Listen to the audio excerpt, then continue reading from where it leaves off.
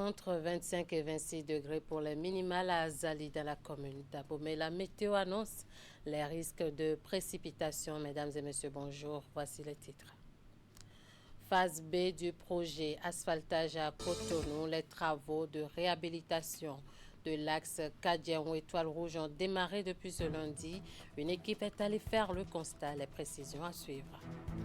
Une œuvre littéraire sur la vision 2063 pour le continent africain. L'œuvre est de l'écrivain béninois Moussibaou Mazou. Les détails à suivre dans cette édition. Et puis, l'Agence béninoise pour la sécurité sanitaire des aliments sensibilise sur les risques liés aux aliments impropres à la consommation. C'est dans le cadre de la Journée internationale de la sécurité sanitaire des aliments célébrée chaque 7 juin. Les détails dans un instant. À nouveau, bonjour à Cotonou. Les usagers de l'axe Carrefour Kadiaon-Étoile Rouge devront changer leurs habitudes pendant plusieurs mois. Depuis ce lundi, des travaux de réhabilitation ont été lancés dans le cadre du projet asphaltage phase B, un chantier qui entraînera des perturbations dans la circulation jusqu'en janvier 2027. Une équipe de la rédaction est allée faire le constat. Voici son reportage. Circuler sur l'axe Carrefour-Kadiaon-Étoile Rouge demandera désormais plus de patience et de vigilance. Depuis ce 8 juin 2026, les travaux de réhabilitation de cette importante voie de Cotonou ont officiellement démarré. Mais malgré les contraintes déjà visibles, de nombreux riverains accueillent favorablement cette initiative.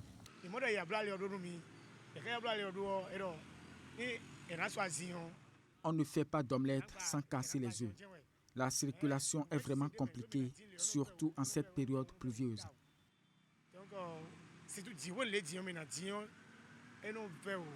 D'abord, cette voie-là, c'est une voie que moi, personnellement, je n'aime pas emprunter. Parce que la plupart du temps, en temps de pluie, l'eau ne circule pas, l'eau se stagne, surtout à ce carrefour-là. Et puis, bon, vraiment, c'est très difficile de circuler. Très souvent, surtout quand il pleut là, vraiment, ça part la joie. On n'arrive même pas à passer par ici. Parce que vraiment, l'eau est partout, par-ci, par-là. Mais bon, comme déjà ils sont déjà en train de faire cela, en train de se préparer pour réparer ça, c'est bien ça. Lancés dans le cadre du projet asphaltage phase B, ces travaux permettront d'améliorer durablement la mobilité sur cette voie très fréquentée de la capitale économique. Mais en attendant, les riverains invitent la société prestataire à rester dans les délais. S'ils peuvent accélérer les travaux, ce serait bien pour la population. On a remarqué qu'ils ont mis des gens, des ouvriers en gilet, qui orientent les gens, mais des fois eux aussi sont fatigués. Donc il faut qu'il y ait des panneaux de signalisation pour montrer que la voie est en chantier. Et également, il faut que les travaux évoluent. Il ne faut pas que ça commence, on arrête et après on reprend. La fin des travaux est prévue pour janvier 2027.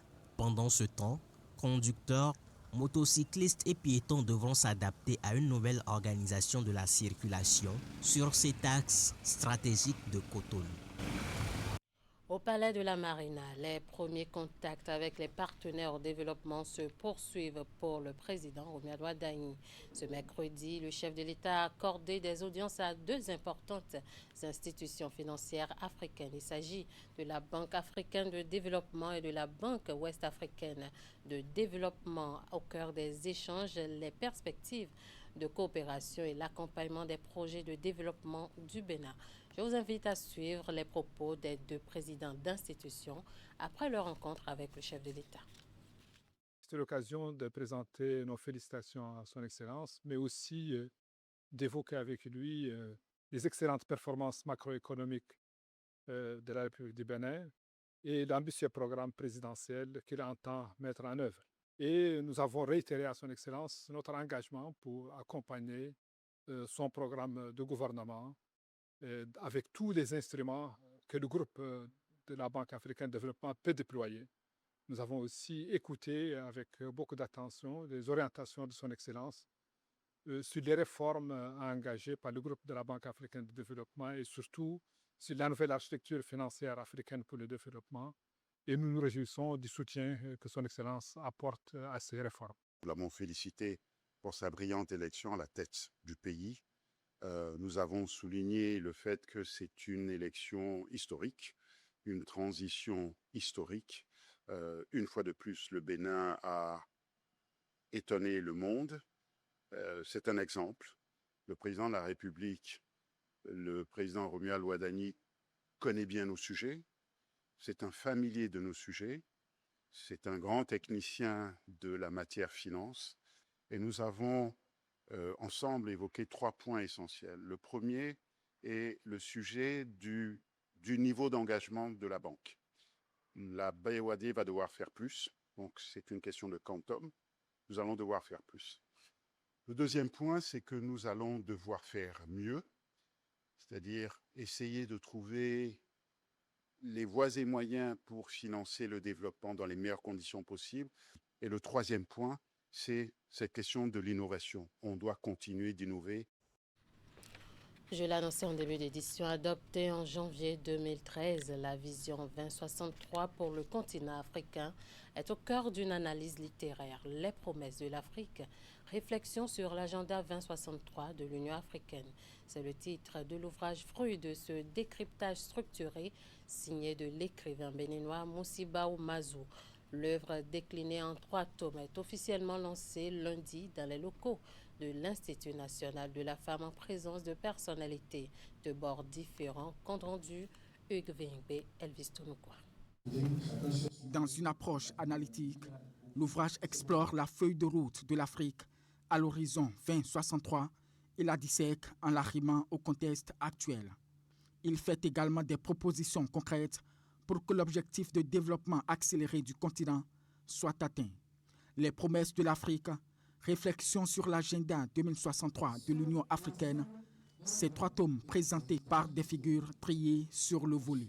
L'accès à la propriété, l'accès à l'héritage, l'accès aux biens et moyens de production ont été particulièrement soulignés dans le document. Fonctionnaire international à la retraite, l'auteur justifie son initiative par une interrogation transversale émergeant de son esprit au crépuscule de sa carrière. Après avoir passé le plus clair de ma carrière professionnelle au sein d'une organisation du système des Nations Unies, je me suis souvent demandé pourquoi les choses vont moins bien en Afrique qu'ailleurs, malgré les ressources humaines et financières consacrées au développement. Le nonagénaire formule le vœu que son œuvre fasse l'objet d'une vulgarisation à grande échelle. Il faut que les acteurs de la société civile popularisent et s'approprient ce document pour que les responsables politiques qui ont émis ces objectifs puissent les mettre en pratique. On doit faire un rapprochement avec notre agenda à nous, Bénin 2060. L'accent a été mis, je crois que c'est une très bonne chose, sur la nécessité du renforcement de l'éducation et de la formation de la jeunesse. Car en 2060, les dirigeants de cette époque-là sont à l'école primaire aujourd'hui. Désormais, dans les librairies, les 3 tomes du livre sont cédés sur place au tarif de 15 000 francs CFA. Au bout de 24 mois de travaux complets de rénovation et de rééquipement, la polyclinique Les Cocotiers, implantée en plein cœur du centre-ville de Cotonou, rouvre officiellement ses portes. Cette plateforme de soins sanitaires, inaugurée en 1967, offre désormais au public béninois un cadre répondant aux normes internationales, garantissant à chaque patient toutes les chances de guérison. Les dirigeants de la polyclinique réinventée ont réuni mardi dans les locaux du bâtiment une brochette de personnel, de professionnels, des médias pour une présentation détaillée de leurs projets et visions. On va retrouver Hugues Vingbe. Au menu de la séance, une renaissance, une réinvention spectaculaire. L'historique polyclinique Les Cocotiers de la Eviva sort transfiguré des travaux de réhabilitation réalisés de 2024 à 2026. Le nouvel édifice est un écrin de modernité d'une superficie de 2200 mètres carrés livré avec 8 services dont des consultations, des bilans santé, l'endoscopie et un bloc opératoire, l'imagerie et les explorations fonctionnelles. Coût des opérations, 13 millions d'euros. L'établissement a été repensé. 2200 m² réhabilités, un plateau technique de dernière génération installé, un dossier patient complètement informatisé déployé. Nous ne sommes pas ici pour reproduire à l'identique un modèle conçu ailleurs. Nous sommes ici pour écouter, comprendre, adapter, servir, construire une relation de confiance durable, s'inscrit dans une démarche d'amélioration continue, devenir un employeur de référence. Porté par le groupe Ellipse à travers sa branche Ellipse Healthcare, ce projet qui se veut centralisé sur l'humain offre aux visiteurs un espace immersif. Nous avons choisi de collaborer avec des artistes locaux et internationaux afin que chaque espace soit habité. Parce que nous croyons que l'environnement participe à la guérison. Parce que nous croyons aussi que l'art et la santé sont l'un et l'autre universels et qu'ils gagnent à se rencontrer. Situé en face de la poste du Bénin et animé par une équipe qualifiée de 61 membres, la polyclinique Les Cocotiers 2.0 reçoit du lundi au vendredi de 7h à 19h et les samedis de 7h à 13h. Service d'imagerie, salle d'endoscopie, un check-up center. On parle toujours santé. Le gouvernement, dans son Conseil des ministres du 3 juin 2026, a annoncé des mesures sociales à fort impact. Parmi ces mesures, l'octroi d'1 milliard de francs CFA aux hôpitaux publics. Cette mesure a suscité des réactions et continue donc d'en susciter. Dans cette optique, nous nous sommes rapprochés de M. Alexandre Alovokpen, où il est expert en management et leadership des services et programmes de santé. Il donne à notre micro son appréciation sur cette mesure. On va le suivre. Ces années, je suis un acteur engagé pour la couverture universelle en santé, l'accès aux soins de santé de qualité pour tous. Et donc, l'État a le devoir, de par notre Constitution, de garantir pour tous les citoyens un accès équitable aux soins de santé de qualité. Et donc, dès cet instant, tout gouvernant qui prend la succession, qui a prêté serment sur cette Constitution, devra, en ce qui le concerne, avec son gouvernement, prendre des mesures pour que tous les citoyens aient accès aux soins de santé de qualité. Et donc, nous savons que dans notre pays, les urgences et nos populations ne viennent tardivement à l'hôpital. C'est lorsque la situation est totalement insupportable qu'on n'a plus le choix, qu'on va dans nos hôpitaux. Et donc, si on a pris ces mesures, c'est qu'on doit pour soulager les peines de nos populations. Mais derrière ça, il faut véritablement travailler au changement de comportement. Sinon, on sera juste des hôpitaux à gérer des urgences. Il a cependant souhaité que la mesure soit étendue aux formations sanitaires du privé pour une couverture plus exhaustive. Dans le même temps, M. Alexandre Alovokpen invite à la sensibilisation des populations. La loi sur la protection des personnes en République du Bénin a déjà dit et que tout praticien qui refuse de prendre un malade en état d'urgence est passible de peine pénale et disciplinaire. La loi l'a déjà précisé. Et donc, si l'on fait focus seulement sur le système public, or le secteur privé de la santé prend en charge la majorité de la population en République du Bénin. Nous savons que l'offre de soins dans le secteur privé de la santé n'est pas négligeable. Et puis les prix ou bien ce que le public fait, et nous sommes soumis aux mêmes règles de disposition de sécurité des patients. Nous avons invité le gouvernement à travailler de telle sorte à ce que cette mesure aille aussi vers les privés parce que l'urgence ne connaît pas public ni privé. Donc on doit travailler à ce que les centres de prédilection directe de nos populations, il y a des arrondissements que c'est n'est qu'un privé ou bien confessionnel qui est le centre de santé de prédilection de la population. Donc pour ma part, la mesure doit aller au-delà du public. La mesure doit aller pour l'accès aux soins de santé pour tous. La mesure doit aller au-delà du public. Et le budget alloué doit s'améliorer dans le temps. Le système de santé n'est pas un système, n'est pas pour gérer la maladie. C'est la santé. Donc, on ne va pas avoir un système de maladie, mais un système de santé. Donc, la santé, là, on doit travailler à la prévention. Donc, je pense qu'un budget, justement, je conseille que le budget qui doit être alloué pour la prévention, on doit pouvoir prévenir que guérir. Et donc, c'est en tant que spécialiste de la CSU, la prévention doit être de mise pour que ce budget alloué aux urgences ne devienne pas un budget où on ne pourra plus supporter. En louant l'action sociale qui est mise en jeu, qui est un droit pour tout citoyen d'ailleurs, mais il faut absolument que les citoyens soient sensibilisés. Sinon, on n'aura pas le résultat escompté. Je l'annonçais également au titre, chaque année, le 7 juin, le monde entier célèbre la Journée internationale de la sécurité sanitaire des aliments. Une occasion de rappeler que la qualité des produits consommés reste un enjeu majeur de santé publique. À Cotonou, ce mercredi, l'Agence béninoise pour la sécurité sanitaire des aliments, institutions sous tutelle du ministère de l'Agriculture, de l'Élevage et de la Pêche, a organisé une conférence de presse pour sensibiliser sur les risques liés aux aliments impropres à la consommation et présenter les dispositifs de contrôle mis en place au Bénin. Voici le compte rendu. Derrière chaque produit agroalimentaire transformé, derrière chaque denrée alimentaire importée et mise sur le marché béninois, se cache un dispositif de contrôle souvent méconnu du grand public.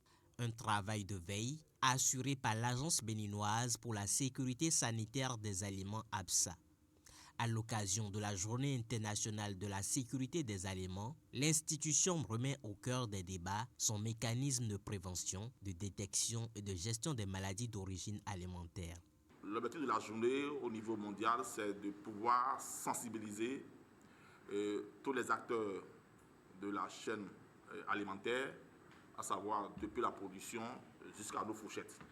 Donc entre les deux, vous savez qu'il y a des transformateurs, des distributeurs, il y a quand même pas mal d'intervenants entre les deux extrémités et que chaque acteur ou chaque maillon a un certain nombre de responsabilités. Face aux professionnels des médias, les échanges ont également porté sur le contrôle de qualité, le suivi des produits commercialisés ainsi que sur des sujets d'actualité, notamment le rappel récent d'une cargaison d'ananas importés jugés non conformes. À travers les contrôles qui sont planifiés, tous les maillons sont ciblés. À travers également les contrôles inopinés, également, lorsque ABSA est informé de certains nombres de situations sur le terrain, on dépêche une équipe technique pour aller opérer, pour aller faire des contrôles. Un autre prélèvement a été fait qui ne reflétait pas ce que nous avons reçu au Bénin. Donc les investigations sont toujours en cours pour pouvoir déceler qu'est-ce qui s'est passé. Parce que ici au Bénin, les analyses, les prélèvements ont été faits, c'était vraiment conforme. En marge de cette rencontre, les journalistes ont effectué une immersion au laboratoire de contrôle de la sécurité sanitaire des aliments. Un espace où sont réalisées différentes analyses destinées à garantir la conformité des produits consommés au Bénin. On parle à présent du congrès extraordinaire de l'Association des professeurs d'espagnol du Bénin, APEB. Les assises tenues à Boïcon interviennent plus d'une décennie après la dernière rencontre du regroupement. Elles consacrent le renouveau de l'association, mais aussi le cadre pour la mise en conformité des tests qui régissent le Creuset. À l'issue des 2 jours d'échange, un nouveau bureau exécutif fédéral a été élu et installé pour un mandat de 4 ans. Et mettez les Ramonsou. Organisée à la suite de la dernière tenue en 2013, la rencontre est de type extraordinaire. Elle a réuni à Boïcon des professeurs d'espagnol venus de tous les départements du pays. L'idéal poursuivi est non seulement de redynamiser leur regroupement, mais aussi rendre conforme aux nouvelles dispositions légales les différents tests qui régissent le fonctionnement du groupe, puis redéfinir les règles de leur vivre ensemble. Nous croyons qu'à l'issue de ce congrès extraordinaire va naître une nouvelle dynamique pour non seulement actualiser l'association des professeurs d'espagnol du Bénin, mais la mettre au diapason des défis culturels et technologiques. Une histoire qui a commencé depuis 1997 et qui continue de vivre, c'est une grâce et nous devons pouvoir relever le défi. Après des années de léthargie, ce congrès marque le renouveau pour l'Association des professeurs d'espagnol du Bénin, APEB. Moment de réflexion et d'analyse donc. Les assises ont été l'occasion pour l'Assemblée de revisiter l'histoire au fin d'avoir une idée sur les objectifs visés à la création du regroupement. Au terme de 2 jours d'après-échange et de diverses tractations, il est également procédé au renouvellement de l'équipe dirigeante. À cet effet, un bureau exécutif fédéral de 7 membres est installé.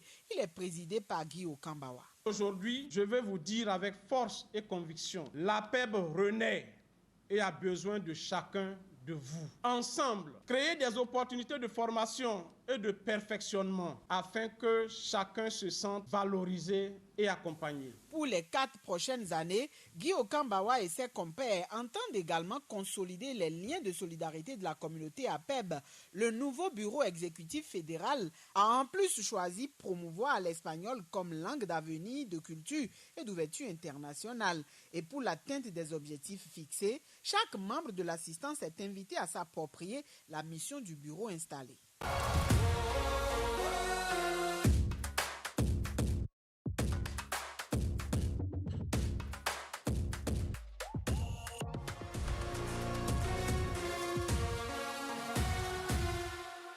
Comme bien annoncé par ce jingle, la Coupe du Monde 2026 démarre ce jour avec à l'affiche plusieurs matchs. Sur ce plateau, Candide Winter est déjà confortablement installé pour nous donner plus de détails sur ces affiches. Candide Winter, bonjour. Bonjour et bonjour à tous nos téléspectateurs. 4 années d'attente, 4 années de longue attente après. C'est hier, bien entendu, c'est le grand jour pour les passionnés du football. La Coupe du Monde 2026 sur ce jeudi, pour ainsi dire que c'est la course à la succession de l'Albi Céleste, l'Argentine de Lionel Messi qui sera officiellement lancée dans quelques heures. Il s'agira d'un peu plus d'un mois de compétition autour donc d'une édition inédite à 48 nations, pour justement voir à quelle équipe parmi les 48 qualifiés va soulever le trophée dans le ciel de New York le 19 juillet prochain. Et justement, avant de parler des affiches du jour, on s'intéresse déjà aux favoris de cette compétition mondiale. Oui, beaucoup se posent une grande interrogation qui soulèvera justement des 48 nations qualifiées le trophée, le joyau en or dans le ciel de New York le 19 juillet prochain. Eh bien, à cette interrogation, je n'ai que quelques propositions de réponse. Je vous placerai justement l'Espagne, championne d'Europe en titre, en première position, au premier loge pour cette Coupe du Monde. Le pari de la génération de Lamine Yamal est justement d'égaler le record de performance de la génération d'Iniesta qui avait pratiquement tout raflé entre 2008 et 2012, l'Euro 2008, le Mondial 2010 et l'Euro 2012, porté donc par sa dynamique exceptionnelle. Depuis son sac continental, la Roja espagnole vient avec un statut de grand favori, mais attention, elle garde un mauvais souvenir de l'édition précédente au Qatar, après une élimination précoce en 2022 en 8e de finale face à l'équipe africaine qui a atteint les demi-finales, l'équipe marocaine. Avec un effectif doré cette fois-ci, Louis de la Fuente a des cartes pour aller vers le sac et au premier tour, l'Espagne logée dans le groupe H va affronter le Cap-Vert, l'Arabie Saoudite et l'équipe de l'Uruguay. France maintenant en deuxième position, je vous mettrai justement les Bleus de la France, vainqueurs en 2018 et finalistes en 2022. Les Bleus viennent avec un statut de favori naturel pour la Coupe du Monde 2026, avec l'un des effectifs les plus complets et armés au monde pour se lancer à l'assaut d'une 3e étoile après donc les sacres de 98 et de 2018.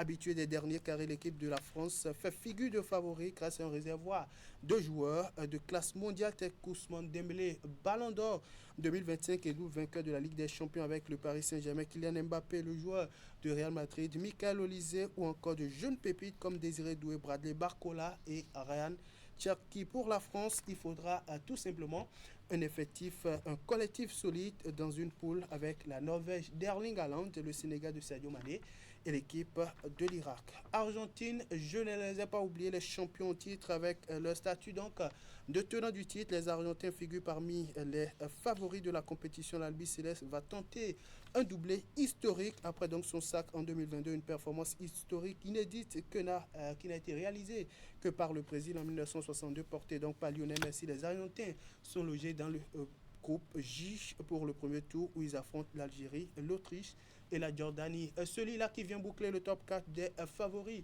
Selon donc la division sport de Canal 3 Bénin, c'est l'Angleterre. Les Free Lions de l'Angleterre s'invitent dans le cercle très fermé des grands favoris pour la compétition. 60 ans après leur premier sacre, les Anglais courent toujours derrière une deuxième étoile. Et pour l'édition 2026, le sélectionneur Thomas Tuchel entend changer le cours de l'histoire de ces dernières années de disette. Finaliste malheureux de l'Euro 2024, les Anglais arrivent à maturité et possèdent eux aussi les armes nécessaires pour soulever le trophée de la Coupe du Monde et enfin mettre fin à toutes ces années de désillusion. Dans son groupe, le sélectionneur anglais pourra compter sur des joueurs qui ont fait une saison exceptionnelle à l'image donc de Harry Kane, 61 buts en 51 matchs, toutes compétitions confondues. Bukayo Saka, Declan Rice, Madueke, tous vainqueurs de la Première Ligue avec l'équipe d'Arsenal après donc 2 décennies de disette. Et bien sûr, quand on parle de favoris, c'est qu'il y a également des outsiders. Évidemment, au-delà donc de la France, de l'Espagne, de l'Argentine et donc de l'équipe de l'Angleterre, certains pays s'affichent en de sérieux prétendants au titre, même s'ils ne figurent pas forcément parmi les favoris. Ils se présentent bien entendu en de dangereux outsiders. Au sud-est donc de l'Europe, les espoirs vont renaître pour les supporters portugais qui veulent voir la sélection remporter enfin le trophée qui manque donc à l'équipe du Portugal après l'Euro 2016 et les Ligues des Nations 2019 et 2025 remporté. Le Portugal prétend au titre avec de sérieux arguments. Équipe non négligeable composée de joueurs talentueux et d'expérience menée par Bruno Fernandes et Cristiano Ronaldo qui dispute sa 6e Coupe du Monde et peut-être le dernier de sa carrière. À 41 ans, les Portugais seront dans le groupe K avec la République démocratique du Congo qui s'est qualifiée pour cette compétition après un parcours de combattants, après donc avoir préparé les barrages intercontinentaux et bien entendu l'Ouzbékistan et l'équipe de la Colombie. Il y a également le Brésil qui se positionne en outsider crédible et sérieux pour la victoire finale, mais le chemin sera périlleux. Avec ses 5 Coupes du Monde en poche, la Seleção brésilienne reste un dangereux prétendant qui pourrait peut-être créer la surprise avec le retour de Neymar et des joueurs d'expérience comme Vinicius Junior, Rafinha, Marquinhos ou encore Casemiro. Mais attention, dans son groupe, au premier tour, le Brésil devra affronter un autre outsider sérieux et crédible qui prétend également à la victoire finale, ce sera le Maroc. Les Lions de l'Atlas feront leur 7e apparition à la Coupe du Monde et pour cette nouvelle participation, ils visent clairement une place sur le podium et la première marche est la plus scintillante pour les Marocains après avoir brisé le plafond de verre en devenant la première nation africaine et arabe à atteindre les demi-finales en 2022 au Qatar. Lors de la précédente édition, le Maroc est attendu au tournant pour réitérer ce niveau de performance et franchir un nouveau cap. Vous doutez certainement, les Sénégalais peuvent aussi faire figure donc de poils à gratter pour cette édition de la Coupe du Monde de 2026. Les Lions de la Teranga, finalistes de la dernière édition de la CAN au Maroc, seront aussi justement un outsider à prendre au sérieux après donc 2002 et 2018 et une élimination en 8e de finale en 2022 au Qatar. Sadio Mané et ses coéquipiers veulent passer ce cap et entendent tout au moins se rapprocher du dernier carré. Le Sénégal aura confirmé son statut africain au premier tour dans un groupe I face à la France, la Norvège et l'Irak. Dans leur groupe, ils auront un rendez-vous avec l'histoire et ils rêvent tout au moins d'un exploit pour leur entrée en liste comme les Bleus de la France en 2002. Allez, voilà donc en quelque sorte les favoris et les outsiders crédibles et sérieux pour la compétition. Alors on revient maintenant aux affiches de ce premier jour de compétition. Quels sont les matchs à suivre et à quelle heure il faut prendre rendez-vous? Déjà à 20h béninoise, il faut prendre le tout premier rendez-vous de cette 23e édition de la Coupe du Monde, ce qui se tient en Amérique du Nord. À 20h, l'affiche inaugurale entre le Mexique et l'Afrique du Sud. Un flashback de l'ouverture de la Coupe du Monde de 2010. C'était en Afrique du Sud. Un remake inversé cette fois-ci et hautement nostalgique de la Coupe du Monde d'il y a 16 ans qui s'était soldée par un score nul d'un but partout avec un but monumental du pied gauche. On s'en souvient de Tchabalala avant l'égalisation donc du capitaine mexicain. En fin de match, le Mexique qui endosse cette fois-ci le costume de pays hôte mais qui court toujours derrière une victoire à la Coupe du Monde. Et de son côté, l'Afrique du Sud qui fait son retour sur la scène mondiale depuis 2010 rêve de franchir enfin le cap du premier tour. Après donc cette affiche qui va opposer le Mexique et l'Afrique du Sud à partir de 20h cette nuit, à partir de 3h ce vendredi, on va assister à la deuxième affiche de cette compétition, toujours dans le groupe A, qui va opposer l'équipe de la Corée du Sud à son homologue de la Tchéquie. Ça sera à 3h, comme je l'ai dit, emmené donc par le star incontournable Heung-min de Tottenham. Les Sud-Coréens abordent la compétition avec un statut de léger favori pour ce match. Mais attention, la Tchéquie qui signe son retour au mondial après 20 années d'absence et surtout d'appétit mise sur son impact physique pour le rendez-vous. Ça sera à partir de 3h. Merci beaucoup à vous, Candide Winter. Déjà pour ce match qui oppose le Mexique à l'Afrique du Sud, quelle est votre équipe favorite? C'est normal, je suis africain, je vais plutôt pencher pour l'équipe de l'Afrique du Sud qui fait son retour à la Coupe du Monde après 16 années d'absence. Depuis l'organisation de la compétition à domicile, l'équipe n'a plus jamais mis pied à la Coupe du Monde. Et pour un retour avec une génération qui combine expérience à la Coupe d'Afrique des Nations et justement une équipe locale très très compétitive, les Sud-Africains ont rendez-vous avec les Mexicains et ils rêvent aussi de décrocher une toute première victoire et pourquoi pas passer le cap du premier tour. Je pense plus pour l'équipe de l'Afrique du Sud. Voilà, en tant qu'Africains, tous derrière l'Afrique du Sud, déjà à 20h, heure béninoise. Et voilà qui boucle cette édition. Merci de nous avoir suivis. Merci à toute l'équipe de rédaction, de réalisation et de diffusion. Restez avec nous pour la suite de nos programmes.